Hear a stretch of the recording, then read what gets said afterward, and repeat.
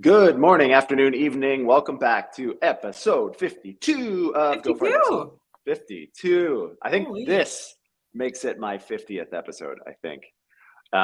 Maybe not. Maybe it's 53 because I missed two. Whatever. Anyways, it's Friday. I'm here at Consensus. How would it make it 53 if you missed two? Not financial advice. Math isn't my strong suit. Apparently. We're up too late at Consensus, JD. Well, someone has to drive everybody around, right? Yeah. So I had a few participants that were needy passengers staying all over the city. It was fun. Yeah, it was a good time. I mean, obviously we had an event that we sponsored with a couple others, and it was a good time. So, long story short, Consensus is always a blast. It's beautiful in Texas, mid 80s to low 90s.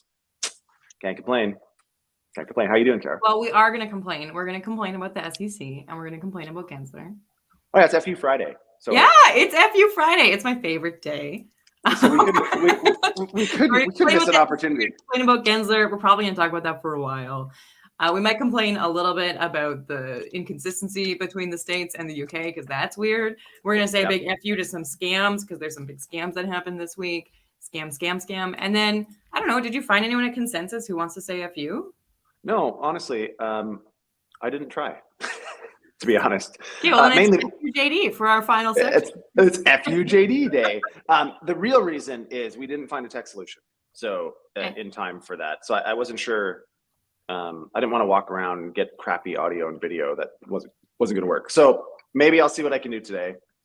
Don't cross your fingers though. It's FU. Let's go. Let's do it. Well, let's go.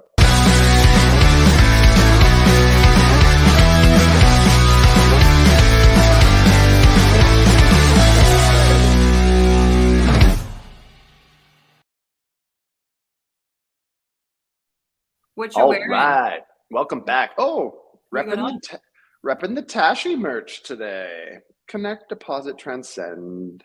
White is bold, honestly. Yeah, I'm a big fan of white. Are you? Other than I wear a lot of black and white. That's it. The thing about white is it looks great as long as it's clean.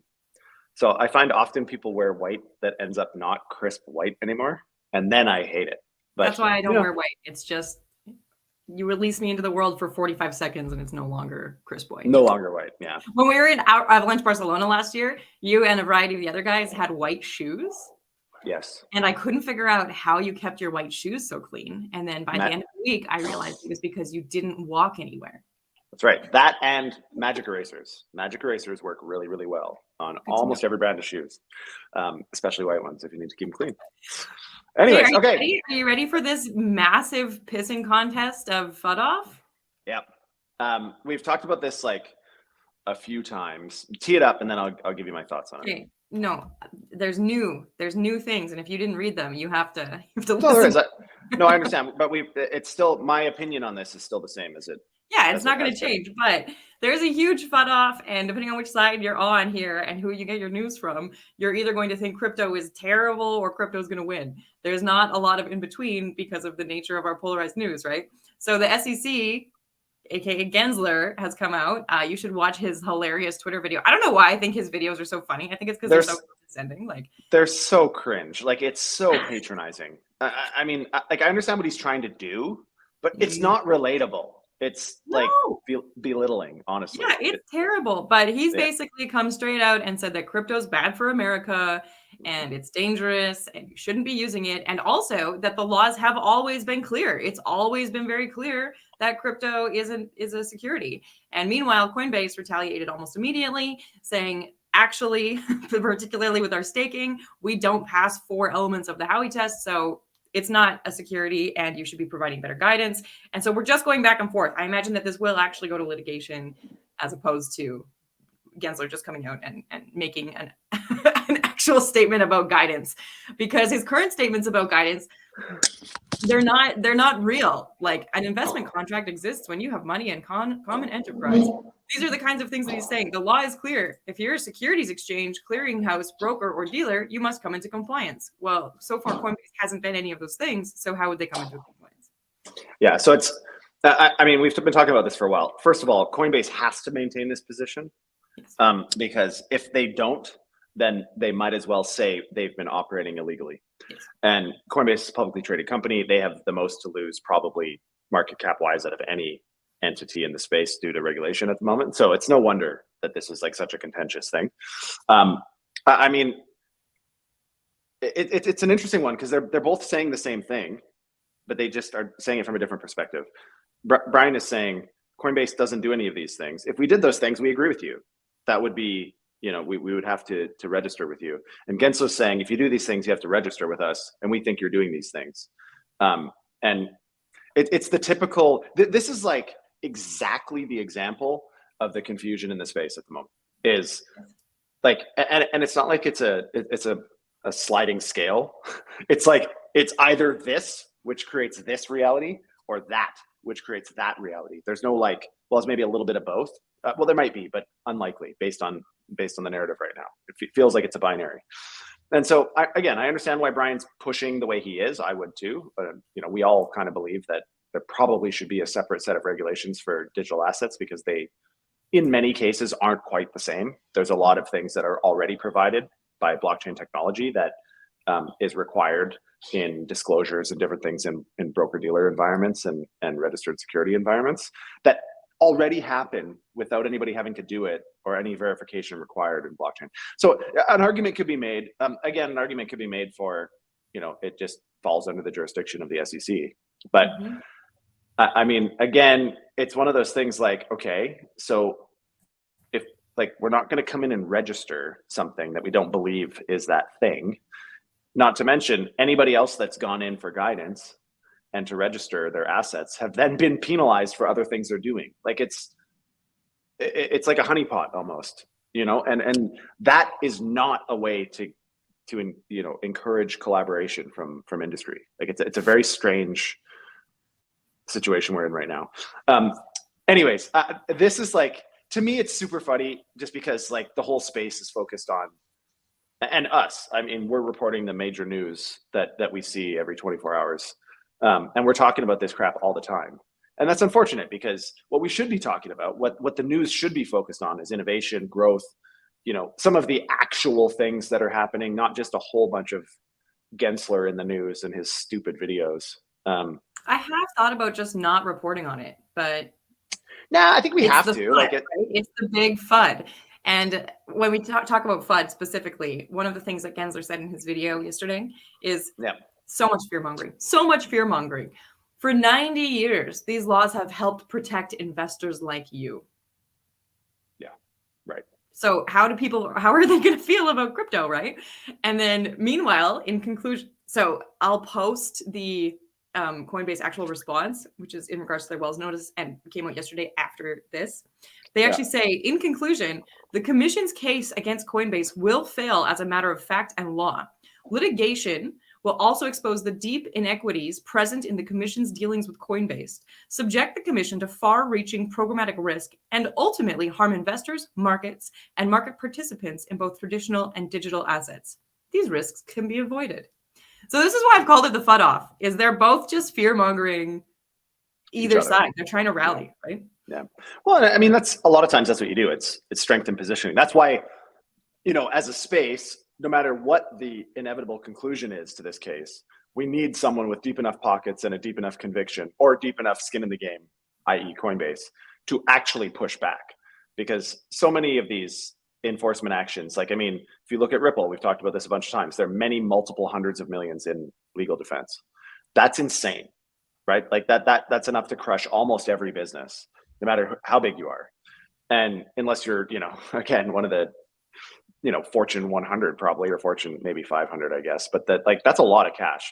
And so anyways, to make a long story short, we need people like Coinbase and the like to go to bat for the space, at the very least, to force some sort of legal and or policy conclusion to this, because right now it's all just posturing and it's all just, again, fringe enforcing people around the edges, people, celebrities and others that'll probably just pay to stay out of the negative limelight. But Coinbase is saying, no, listen, there's a line in the sand here that has to be established.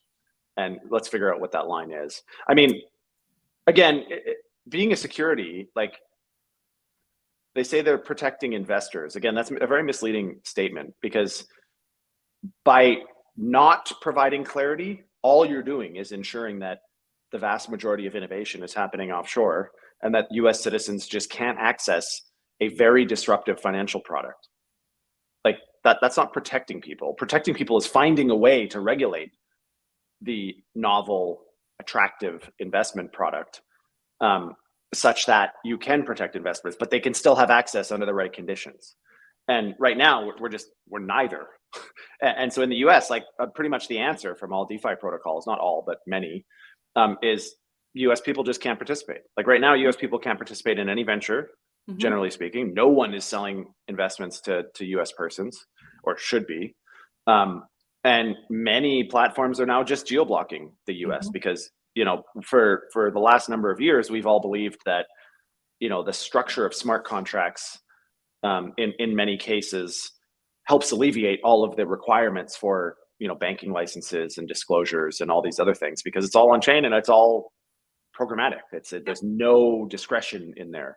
But, you know, again, now there's been some uncertainty baked in there. They're saying, well, maybe that is the case. So anyways, it's causing, protection due to abstinence. Like, okay, so we protected you from bad things, but none of you can participate in the wildly good things either, which is. Don't we know from health class that protection via abstinence is not a realistic teaching? It's the best. It's the best. It's a guarantee. I can guarantee you that you'll never get struck by lightning if you don't leave your house. So because a few people might get struck by lightning every year, no one can go outside. Also. Sharks. I was going to say that. Like, what? There's been like 4 biting incidents, shark bites in the US this year. Close all the beaches. Fuck it. Sharks are dangerous. We're protecting the public. I was going to say, don't leave your house. You don't know where sharks are. Yeah, I mean, it could be like a Sharknado. Weren't they flying like in the air and shit? Yeah. Anyway, okay, I'd like to talk, before we move on from this topic, I would like to talk a little bit about the Howey test. Is that okay? Let's do it. Yeah. Okay. I'd like to talk to JD about this because I don't have a strong financial background and JD does in terms of TradFi. And what's interesting about the Coinbase submission that, again, I'll post, is they actually run through the 4 elements that they believe they don't qualify as. And I'm not really necessarily asking you, JD, to comment on do you think that they qualify or not, but more so, is there something else that people should consider when they're looking at this Howey test and trying to make their own decisions and come up with their own thesis about it? Yeah, that's a good question. I don't really have a good answer for this other than the Howey test is probably intentionally vague.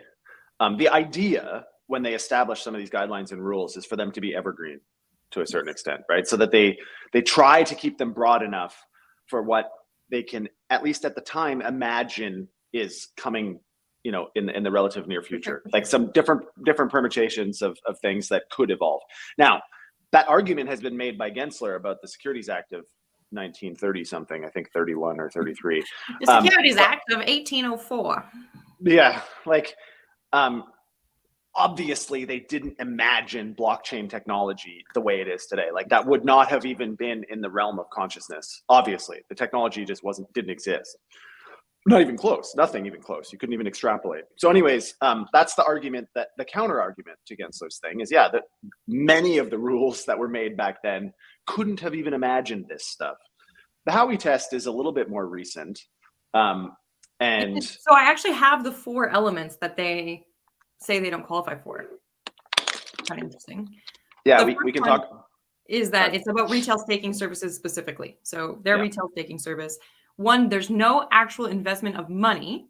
And this is because you lock your assets in, but you don't lose them. Mm-hmm. Is that how that works? Like generally, not specifically with Coinbase, when you are retail staking, you lock your assets in and you always get those assets back unless there's like whatever, bank fails or something. Yeah. So I don't know exactly how Coinbase's tech works behind the scenes, but the only way they're earning yield on their earn product is by doing something with the underlying assets. Like they're not just paying yield for the hell of it. And so whether it's a different pool of assets that they're using somebody's assets. Whether it's other depositors' assets, it still matches the balance sheet. They have as many assets on the books as they have liabilities. But anyways, that's an interesting one because investment contracts can be implied also. not just explicit. And so Interesting. I don't have a strong opinion on this. I see both sides of this particular argument, that it's probably not the same as what was imagined as an investment contract in when they first made the regulations. But they have another one about that, which is Yeah. there's no reasonable expectation of profits. So the prospects of a return on their investment as opposed to the desire to use or consume the item purchased. Coinbase is saying that people are staking because they desire to use or consume Coinbase going forward, and Coinbase going forward relies on staking. again, It's just interesting to think about. I'm not, you don't have to say you agree or disagree, but it's kind of a concept, right? These are great to talk about. And my opinion on this is just that I'm not a securities attorney, obviously, and I don't I don't know everything there is to know about the inner workings of Coinbase. So take everything I say with a grain of salt. But I mean, that one's an interesting one too, because people don't by holding a risk asset, one of the stakeable assets, assuming it's a risk asset, most of them are. I mean, you're already holding a risk asset. So you're holding a risk asset with the expectation that at the very least, there's going to be some preservation of value and eventually increase in value. Now, the argument that they're trying to make is that that increase in value is based on whatever that protocol project does, has nothing to do with Coinbase. And if there's any staking yield, that's a bonus. And that just gives you more of the underlying asset that you want to be exposed to. That's their argument. But the counter argument is that is a return. It's the same thing like a bond, right? Like if some or dividends. Dividends aren't guaranteed every year, but when they get paid, if they've been paid the last 4 years in a row at certain values, and then they forecast X value, I mean, there is a certain expectation of profit.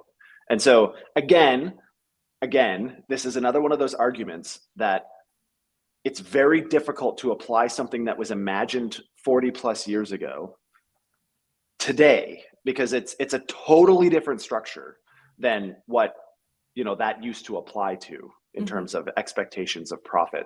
And it's so this is where interesting if you think about expectations of profit, because if you read the fine print, you're probably not supposed to have an expectation of profit. But does that mean that people actually don't have an expectation of profit? Right? Well, that's it, right? Like, so it's like when we all say not financial advice, that actually doesn't, that's actually kind of a meme, because whether you say, don't listen to what I say, but trust me, this is going to happen soon. I mean, you're giving some version of advice, and we have to be really careful with that. Absolutely. And same thing, like, just because I don't say to you there's an expectation of profit directly, or I used to say that and now I removed it from my website. Like that doesn't matter. Like, generally speaking, people are entering these financial products for some reason. So this next one is interesting on that same space, which is Right. Profits are not generated based on the efforts of others. So they say that Coinbase's retail staking services are not entrepreneurial, managerial, nor essential. The user decides which asset to stake and how much, and the relevant blockchain protocol governs basically the nodes and how that goes. Nothing Coinbase does can increase the amount of reward. I do agree there. Yeah. With that argument. I think again, they're pretty well established, the reward rates, and depends how you define efforts of others. Do you count the DAO voting for that shit as efforts of others? And does Coinbase and or its major stakeholders have influence on what said DAO does? Who knows? What I'm trying to highlight here in my commentary on all of these is not that any of them are actually right or wrong. Mm-hmm. But my point here is that the rules that Gensler wants to apply are black and white, were written years ago for different products. The argument that Coinbase is making is that based on what we interpret to be rigid definitions of the laws, we think we're not breaking said rules. And Gensler's saying, listen, these are the rules, come into compliance. And we're saying it's kind of impossible to come into compliance. We don't agree that that's happening. Anyways, my point here is that this is a giant gray area, and that in and of itself is the problem. So saying, let's just apply all these old rules to a technology that didn't exist when the rules were made up is interesting also. And what we really need, what I'm trying to highlight here is what we really need is to actually meaningfully rethink what regulation should look like. Like I believe if I had my way, US government, listen to me, what we should do, I totally believe there should be regulation, 100%. I think there's no future without regulation. Is what does that regulation look like? I think we should start with an absolute blank slate, a whiteboard, a clean whiteboard, get a bunch of people from industry, a bunch of people from the regulators in a room, forget any, path dependencies or bias or anything. And let's say, okay, if we had a clean slate, how would we regulate this stuff to foster innovation, to protect consumers, to protect the taxation, which is ultimately what a lot of these care about, to still leave room for incumbents. They're not going to make it impossible for incumbents, but it should not be tilted towards incumbents either. There should be a path for everybody else. We should streamline the coming into compliance for protocols that may be out of it, and just start there. Like, let's look at the technology on its own. Let's look at blockchain and what it offers, and what the foundational kind of characteristics of the technology are, and how that lends itself to a different type of regulation. And so that's what I would love to see happen. It sounds so realistic, and like someone's definitely going to do that. Yeah, that happens, but the right stakeholders aren't in the room, right? Exactly. What we're getting a bunch of lobby paid for by big influential entities on either side of this argument that are pushing their, for lack of better phrase, puppets to say what they want them to say. And so we've got lawmakers that are saying a bunch of stuff for us and constituents, but they don't necessarily deeply understand the technology. We can have some hearings and committees and all this nonsense, but you need people in there you need people like us in there that are actually operating businesses in this space, so that we can explain the challenges and why that's insanely difficult, and what we could do to come into compliance. It has to be people that are interested in some version of regulation, which I think all of us are, including Coinbase. We just want to figure out what that is, and we need people at the table saying so. On the other side of the table, you've got all the incumbents, the large banks, financial institutions, Wall Street, that lobby the hell out of the SEC, because obviously they don't want to see a massive revolution in the financial system right now. Especially, they have the most to lose. They stand to lose the most, because it's disrupting traditional banking and finance. So, anyways, hopefully one more Howie test. Hopefully common sense prevails. Okay, one more. What's the last one? There's one more, and I bring this one up because it appears to be the most complex, although it's pretty straightforward once you kind of muddle through it, which is there is no common enterprise. So Coinbase claims that there's no horizontal nor vertical commonality because everything is pro rata. So you're not making money off the back of someone else. Yeah, I technically, again, agree with that argument. This is very, very sophisticated lawyering. Honestly, it's like you try to find a potentially a weak point or a crack in the armor, and then just say, well, it's pro rata. You get it's your share of whatever you put in. You get what you get, and you don't get upset. That's what this could have all been summed into. Yeah, essentially. But the problem is, like, again, it's how do you define the backs of others? Like in this case, it's the back of other technology, which at some point, nodes and validators at some point had to be started by someone somewhere.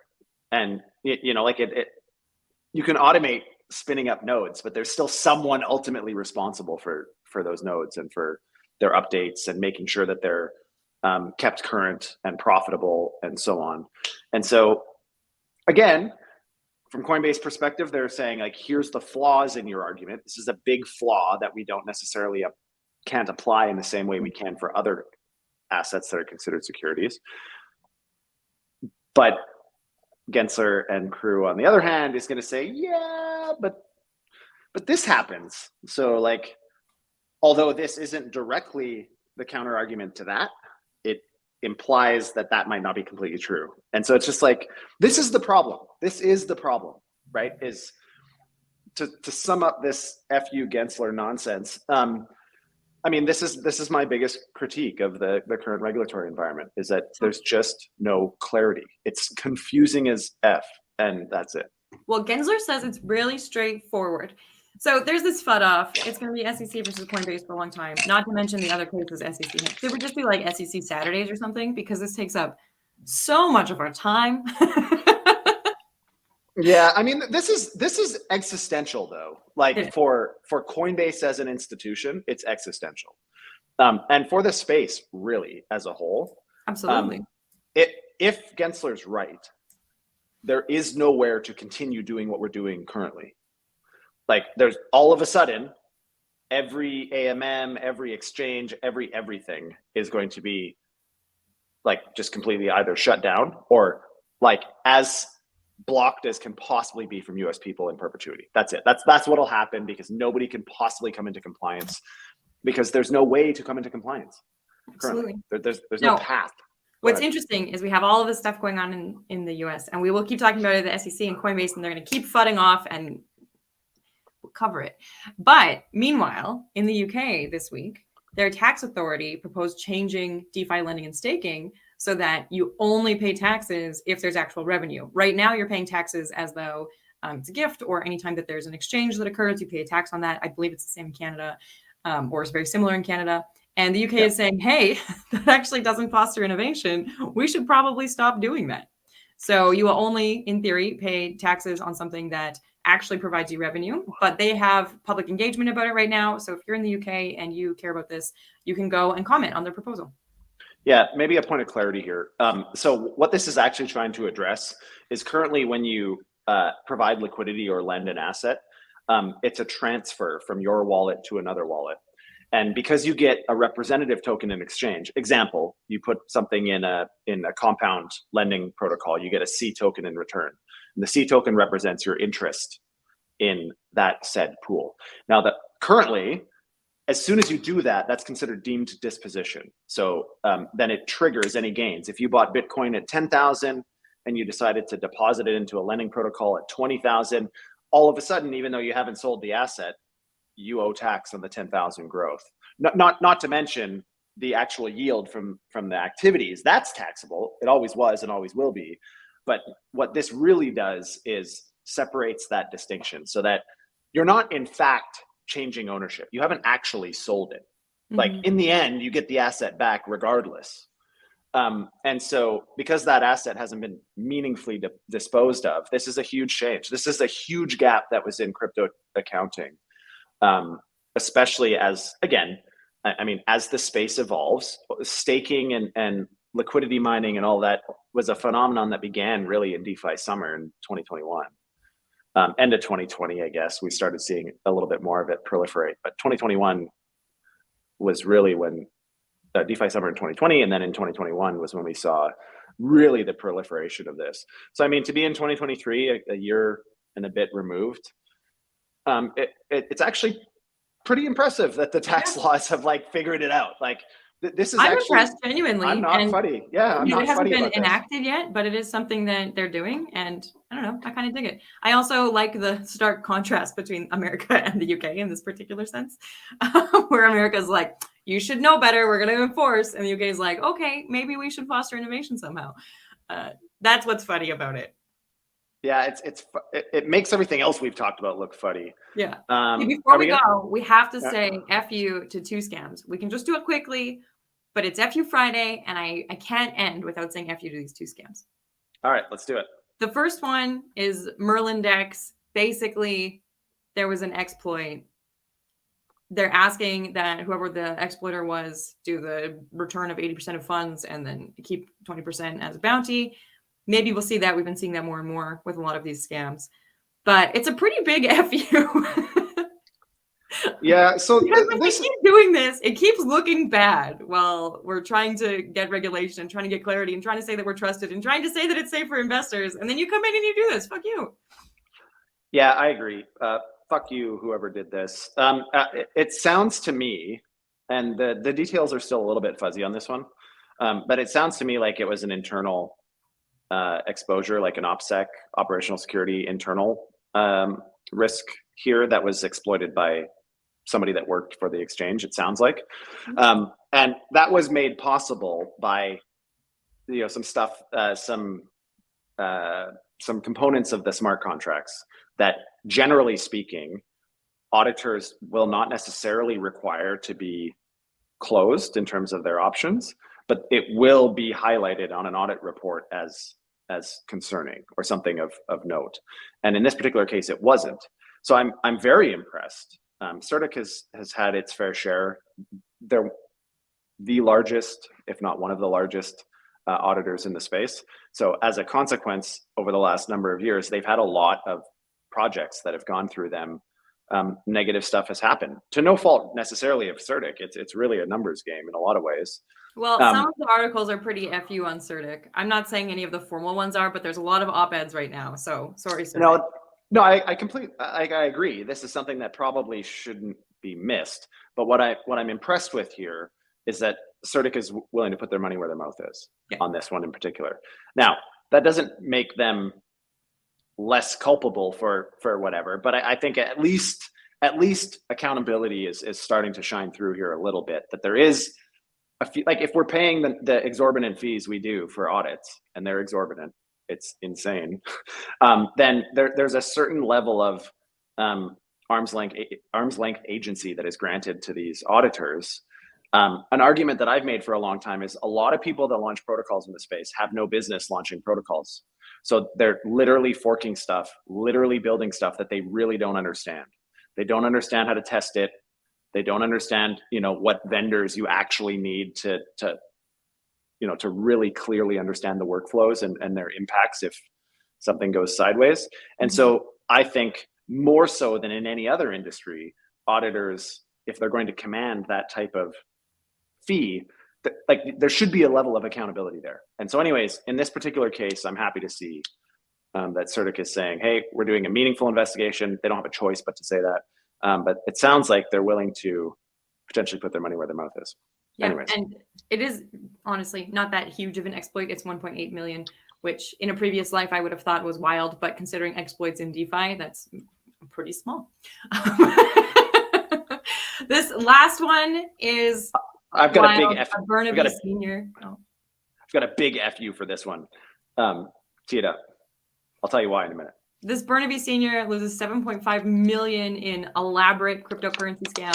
Frankly, I looked into it. It's not that elaborate. They had a couple websites that mirrored some centralized exchanges, and then they literally just fished, and somebody talked to the senior for several months, gained their trust, and got them to invest in something. And then at some point, the senior realized they couldn't pull those funds out. So the person disappeared and then was contacted by another person asking if they wanted to try and get their money back and how they might help. And they basically got double scammed. So that sucks. First of all, good on that senior for having 7.5 million to lose, I guess. Like, I hope it doesn't put you out too much. That's a lot of money for an individual to lose, right? It's insane. Yeah. And I mean, if you have 7.5 million that you put into a crypto investment, chances are that's not all 7.5 million of their net worth. But that doesn't make it, this doesn't make it okay. This is like one of the most unfortunate things that we're experiencing right now is, I think, the exposure of seniors and people that are a lot less tech savvy, generally speaking. That's where a lot of these, like, okay, this is nonsense. I don't think people should be preying on vulnerable individuals, but seniors are good targets because they're a little bit slower in some ways in understanding new financial products. Not everybody, but it's in some cases, as a sophisticated scammer, it's easier to pull the blinders over people that are maybe not that well versed in the space to begin with, or in technology. Anyways, the reason I say a super FU to this one is I lost $300,000 to something kind of similar. It was a little more sophisticated than this. Like, they replicated Swift transactions and they replicated major banking interfaces to show Swift transactions being successful. There's quite a few things, but I lost a lot of money, and we did like meaningful due diligence. And so it can happen to anybody, really. What this says is, like, I say we did meaningful due diligence. In hindsight, it's easy to see now the gaps that we missed in our assumptions and where we very simply could have avoided a lot of problems. Anyways, to make a long story short, this is bullshit. Everybody be careful. There is a lot of scams. Again, I mean, I'm a bit of a stuck record on this, but as long as we have meaningful anonymity in the space, which I argue isn't the case, there's a lot of forensic platforms. Chainalysis is the one that I keep coming back to, and others that do incredible forensic asset trailing. Like they can, in many cases, that's why a lot of these exploiters now are just giving most of the money back and keeping the bounty, because you pretty much can't get the money out. You can't use it for anything. Exactly. Even if you can spend crypto as an asset, almost always it requires KYC, obviously, to spend it on products. Like you can buy real estate with crypto, but you can't do it anonymously. Of course, you can buy cars. There's a lot of things you can pay for with crypto, but it requires KYC at that point. And so it's very, very, very difficult to fence the money out unless you like literally are trading it for cash, which in and of itself is who are you getting the cash from? Like, who are you getting involved with at this point? And so anyways, but it's unfortunate. Once we have some deeper regulation, I think, hopefully that'll abate a lot of this. I mean, people don't walk into a bank without a mask on and rob it generally. Some idiots do, but bank robberies are very rare now compared to like with surveillance and biometrics and all this other shit. It's way less common now than it was 50 years ago, Bonnie and Clyde kind of thing. That's more than 50 years ago now, but you know what I mean. Anyways, fuck all these guys that are scammers, and like it's so ridiculous. Like, and they're sophisticated. Like they put a lot of time into this shit. Like, why don't you just go do something useful? That's what I always wonder. Like, if you're putting all of this effort in, just do something. Put that effort into something legit. Yeah, exactly. Like if you're like a genius fucking hacker, yeah, then go build something novel, and you'll be a centimillionaire. Absolutely. Instead of living in the shadows, looking over your shoulder for the rest of your life, scamming some little old lady that is now going to be in a depressive state and will die early. Like, I don't know if it's an old lady. I don't know if it's a lady. They said senior. I don't know. We don't know them personally, even though Canada's small. Anyways, Kiara, we went over today by 7 minutes, 7 bonus minutes. I am heading to Consensus right now to collect all the merch. I'm going to take a huge backpack, fill it up, and we'll be ready for the next few weeks of Go Fund Yourself. Quick little update for everybody. Like, subscribe, do all that shit so that we can help get the word out so that you don't miss an episode. Stay up to date. We'll dispel FUD. We'll get rid of the hyperbole, and hopefully you have a better understanding of what's going on in the space and in the crypto world. Next week, we have guests Monday, Tuesday, and Wednesday because I am MIA. Not quite MIA, but I'm not available for the stream. So who do we got coming on? Great question. Oh. Great question. We haven't figured that out yet. All right. Well, we'll make some announcements over the weekend. We've asked a lot of people, but it turns out that with Consensus and stuff, lots of people are traveling. So with Consensus and Avalanche Barcelona and what have you. So Wednesday, I have Andy from Infinity Keys. And then we'll have a super surprise on Tuesday that I'm currently arranging. But Monday's May Day. So May Day? What the hell's that? Yeah, May Day is important to everybody except North Americans. So what is it? It's kind of like a workers' union day, but it's a day off. Oh, okay. Well, let's talk after the stream. I have a couple ideas of people that have expressed interest in wanting to come on. So anyways, everybody have a beautiful weekend. Go FUD yourself. We'll talk to you on Monday.